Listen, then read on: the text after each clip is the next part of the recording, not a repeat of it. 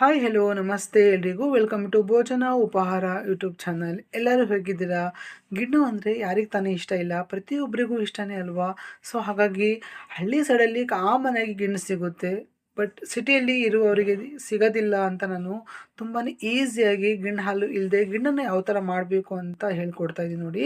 ಒಂದು ಸತಿ ಮಾಡ್ತೀನಿ, ತುಂಬಾ ಚೆನ್ನಾಗಿರುತ್ತೆ. ಭಾಳಷ್ಟು ಜನ ಇದಕ್ಕೆ ಅಭಿಮಾನಿಗಳಿದ್ದಾರೆ ಗಿಣ್ಣಿಗೆ. ಸೊ ಹಾಗಾಗಿ ಎಲ್ಲರಿಗೂ ಯೂಸ್ ಆಗಲಿ, ಎಲ್ಲರೂ ಆ ತಕ್ಷಣ ಮಾಡಿ ತಿನ್ನಲಿ ಅಂತಲೇ ಸಿಂಪಲಾಗಿ ತೋರಿಸ್ತಾ ಇದ್ದೀನಿ. ಹಾಗಾದರೆ ಈ ಗಿಣ್ಣನ ಮಾಡುವ ಕ್ರಮ ಹೇಗೆ ಅಂತ ನೋಡೋಣ ಬನ್ನಿ. ಮೊದಲಿಗೆ ನಾನು ಒಂದು ಪಾತ್ರೆಗೆ 1/4 ಲೀಟರಷ್ಟು ಹಾಲನ್ನು ಚೆನ್ನಾಗಿ ಬಿಸಿ ಮಾಡಿ ಇಟ್ಕೊಂಡಿದ್ದೀನಿ. ತದನಂತರ ಒಂದು ಅರ್ಧ ಕಪ್ಪಷ್ಟು ಸಣ್ಣ ರವೆಯನ್ನು ಹಾಕ್ಕೊಳ್ತಾ ಇದ್ದೀನಿ. ನಾರ್ಮಲಾಗಿ ಉಪ್ಪಿಟ್ಟು ಮತ್ತು ರವೆ ಲಾಡು ಮಾಡಲಿಕ್ಕೆ ಯೂಸ್ ಮಾಡ್ತಿರಲ್ಲ, ಬಾಂಬೆ ರವೆ ಅಂತಲೇ ಸಹ ಕರೀತಾರೆ, ಅದನ್ನೇ ಹಾಕ್ಕೊತಿರೋದು. ಓಕೆನಾ, ಬಿಳಿ ರವೆ. ತದನಂತರ ನೋಡಿ 1 ಕಪ್ಪಷ್ಟು ನಾನು ಹಾಲಿನ ಪುಡಿಯನ್ನು ಹಾಕ್ಕೊಳ್ತಾ ಇದ್ದೀನಿ. ಇದು ಅಂಗಡಿಯಿಂದ ಪರ್ಚೇಸ್ ಮಾಡಿದ್ದಲ್ಲ, ಅಂಗನವಾಡಿಯಲ್ಲಿ ಸಣ್ಣ ಮಕ್ಕಳಿಗೆ ಕೊಡ್ತಾರಲ್ವ, ಅಲ್ಲಿಂದ ಇಸ್ಕೊಂಡಿರೋದು ಅಷ್ಟೇ. ನೀವು ಕೂಡ ಯಾರಾದರೂ ಹೋಗ್ತಾ ಇದ್ದರೆ ಇಸ್ಕೊಳ್ಳಿ. ಸೊ ಹಾಕಿದಾದ್ಮೇಲೆ ಎಲ್ಲವನ್ನು ಚೆನ್ನಾಗಿ ಮಿಕ್ಸ್ ಮಾಡ್ಕೋಬೇಕು. ಇನ್ ಕೇಸ್ ಹಾಲು ಮಂದ ಇರೋದಿಲ್ಲ ಕೆಲವೊಂದು, ಹಾಗಾಗಿ ಈ ಥರ ಹಾಲಿನ ಪುಡಿಯನ್ನು ಹಾಕ್ಬಿಟ್ಟು ಚೆನ್ನಾಗಿ ಮಿಕ್ಸ್ ಮಾಡಿದಾಗ ಹಾಲು ಮಂದ ಬರುತ್ತೆ, ಗಟ್ಟಿ ಇರಬೇಕು. ಗಿಣ್ಣ ನೋಡಿದ್ರಲ್ವ, 2-3 ದಿನ ಆದರೆ ಗಿಣ್ಣು ಗಟ್ಟಿ ಇರುತ್ತೆ, 2-3 ದಿನದ್ದು. ಸೊ ಹಾಗಾಗಿ ನಾವು ಗಿಣ್ಣಿಂದ ಮಾಡ್ತಾ ಇಲ್ಲ, ಹಾಲಿಂದ ಮಾಡ್ತಾ ಇರೋದು. ಸೊ ಹಾಗಾಗಿ ಏನು ಮಾಡಬೇಕು ಅಂದರೆ ಈ ಥರ ಮಿಲ್ಕ್ ಪೌಡರನ್ನು ಹಾಕಿ ಚೆನ್ನಾಗಿ ಮಿಕ್ಸ್ ಮಾಡಿದ್ರೆ ಮಂದ ಬರುತ್ತೆ ಹಾಲು. ತದನಂತರ ನೋಡಿ ಒಂದು ಅರ್ಧ ಕಪ್ಪಷ್ಟು ನಾನು ಹಸಿ ಕಾಯಿ ತುರಿಯನ್ನು ತುರಿದ್ಬಿಟ್ಟು ಹಾಕ್ಕೊಳ್ತಾ ಇದ್ದೀನಿ. ನೀವು ಒಣ ಕಾಯಿ ತುರಿ ಹಾಕೊತೀನಿ ಅಂದರೂ ಹಾಕೋಬೋದು, ಏನೂ ಸಮಸ್ಯೆ ಇಲ್ಲ. ಒಟ್ಟಾರೆಯಾಗಿ ನಿಮ್ಮ ಇಷ್ಟದ ಪ್ರಕಾರ ಬಿಡ್ತಾ ಇದ್ದೀನಿ.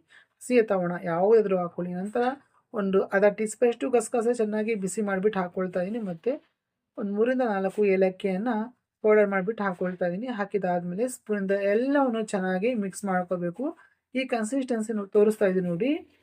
ಚಮಚದ ಸಹಾಯದಿಂದ ಮೇಲಿಂದ ಹಾಕಿದಾಗ ನೋಡಿ ಈ ಥರ ಮಂದವಾಗಿ ಬರಬೇಕು. ಓಕೆ, ಇನ್ ಕೇಸ್ ತೆಳುವಾದರೆ ಮತ್ತೊಮ್ಮೆ ಹಾಲಿನ ಪುಡಿಯನ್ನು ಸೇರಿಸ್ಬಿಟ್ಟು ಚೆನ್ನಾಗಿ ಮಿಕ್ಸ್ ಮಾಡ್ಕೊಳ್ಳಿ, ಮಂದ ಬರುತ್ತೆ ಹಾಲು.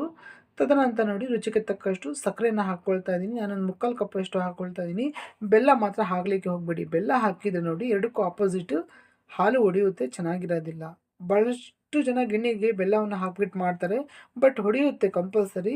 ಅದಕ್ಕೆ ಸಕ್ಕರೆಯನ್ನು ಹಾಕ್ಕೊಳ್ತಾ ಇದ್ದೀನಿ. ಹಾಕಿದಾದ್ಮೇಲೆ ನೋಡಿ ಸಕ್ಕರೆ ಕರಗುವವರೆಗೂ ಚೆನ್ನಾಗಿ ಇದನ್ನು ಮಿಕ್ಸ್ ಮಾಡ್ಕೋಬೇಕು. ಓಕೆನಾ. ಸೊ ನೋಡಿ ಇವಾಗ ಮಿಕ್ಸ್ ಮಾಡಿದ್ದೆಲ್ಲ ಆದಮೇಲೆ ಇವಾಗ ನಾನು ಪಾತ್ರೆಯನ್ನು ಸೈಡಿಗೆ ಎತ್ತಿಟ್ಕೊಳ್ತಾ ಇದ್ದೀನಿ. ತದನಂತರ ಸ್ಟವ್ನ ಆನ್ ಮಾಡಿಬಿಟ್ಟು ನೋಡಿ ಯಾವುದಾದ್ರೂ ಹಳೆದಾಗಿರುವಂಥ ಈ ಥರ ಪಾತ್ರೆಯನ್ನು ತಗೊಳ್ತಾ ಇದ್ದೀನಿ ನಾನು. ಇಲ್ಲ ನಾವು ಇಡ್ಲಿ ಸ್ಟೀಮಲ್ಲಿ ಮಾಡ್ಕೊತೀವಿ ಅಂದರೂ ಮಾಡ್ಕೋಬಹುದು, ಕುಕ್ಕರಲ್ಲೂ ಮಾಡ್ಕೋಬಹುದು. ನಿಮ್ಗೆ ಯಾವ ಥರ ಇಷ್ಟ ಆಗುತ್ತೋ, ಯಾವ ಥರ ಅನುಕೂಲ ಆಗುತ್ತೋ ಮಾಡ್ಕೊಳ್ಳಿ.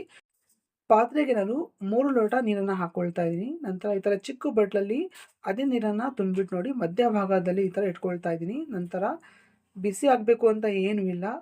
ಹಾಲಿನ ಪಾತ್ರೆನ ಇವಾಗ ಡೈರೆಕ್ಟಾಗಿ ಇಟ್ಕೊಳ್ಳಿ. ಏನಕ್ಕಂದರೆ ಕೆಲವೊಂದು ಟೈಮಲ್ಲಿ ಏನಾಗುತ್ತೆ, ಚೆನ್ನಾಗಿ ಕಾದಿರುತ್ತೆ ನೀರು, ಇಡುವಂತಹ ಸಮಯದಲ್ಲಿ ಕೈ ಸುಡುತ್ತೆ ಅಂತ ನಾನು ಈ ಥರ ಬೇಗನೆ ಇಟ್ಕೊಳ್ತಾ ಇದ್ದೀನಿ. ಓಕೆ, ಸೊ ಇವಾಗ ನೋಡಿ ಮೇಲೆ ಒಂದು ಪ್ಲೇಟನ್ನು ಮುಚ್ಚಿ 10-15 ನಿಮಿಷಗಳ ಕಾಲ ಇದನ್ನು ಸ್ಟೀಮ್ ಮಾಡ್ಕೋಬೇಕು. ಸೇಮ್ ಇಡ್ಲಿಯನ್ನು ಯಾವ ಥರ ಬೇಯಿಸ್ಕೊತೀರೋ ಅದೇ ಥರನೇ ಬೇಯಿಸ್ಕೋಬೇಕು. ಓಕೆ, ಸೊ ಇವಾಗ ನೋಡಿ ಒಂದು 10-15 ನಿಮಿಷ ಆಗಿದೆ. ಇವಾಗ ಲಿಡ್ಡನ್ನು ಓಪನ್ ಮಾಡ್ಕೊಳ್ತಾ ಇದ್ದೀನಿ.